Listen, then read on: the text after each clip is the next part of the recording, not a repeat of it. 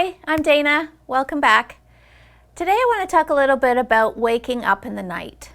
I get emails from people, a lot of people respond to things on my Facebook page and say things to me like, babies are supposed to wake up in the night, so it's unfair to ask them to sleep all the way through when they're not supposed to be waking up in the night. So I want to talk a little bit about that today. Are babies supposed to wake up in the night?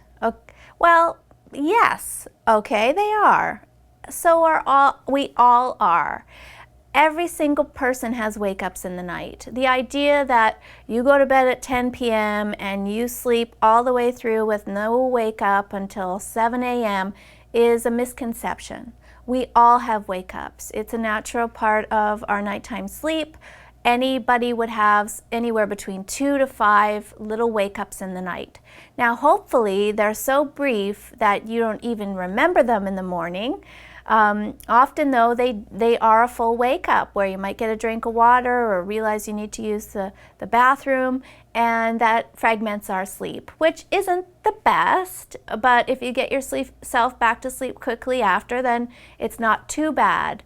So is your baby waking up in the night? Yes, your baby is. If your baby is a newborn baby, then yes, they're going to wake up in the night. And I would never, ever, ever tell anyone that they should be expecting a newborn baby to sleep all night.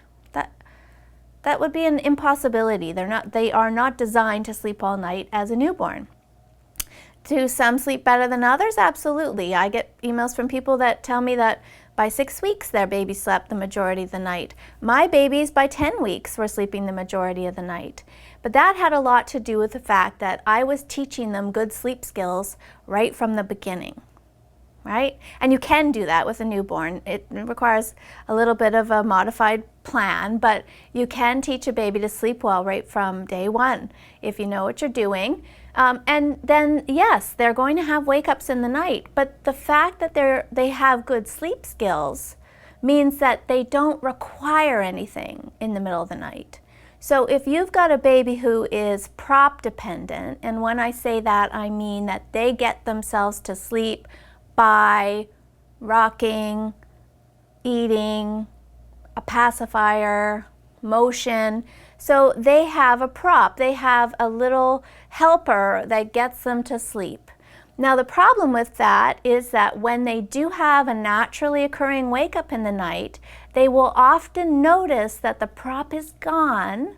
You're not there, the bottle's not in the mouth, the pacifier is gone, whatever it is. And now a little tiny wake up becomes a full wake up, and usually the response is crying or calling because they want you to come back and help them with whatever it took to get them to sleep in the first place. So you can see how this is actually a fairly complicated question, and it has a lot to do with how old your child is and if they are prop dependent or not. The good news is that if you've been teaching your child to sleep well and they can do it independently and they don't need a whole lot of extra help from you, you won't be alerted to their wake-ups in the night, because when they do have a little wake-up, they'll roll over and go right back to sleep again. And that's the beauty of it, is that if a child has the skills and can do this on their own, then they will. They just will, the same way you will. It's just natural and completely normal. So I think the better question is, can your baby sleep all night? Right? Is your baby ready to sleep all night? If you ask yourself these questions about, are they old enough? Is their weight healthy and fine and there's no health concerns? And are they prop dependent? And if you've got any of those things going on, then that's where you need to start. It doesn't matter if you think he should be sleeping through or you think he shouldn't be sleeping through. You really have to get to the root of why your baby is waking in the night and start addressing some of those issues. Okay, thanks so much for watching. Sleep well.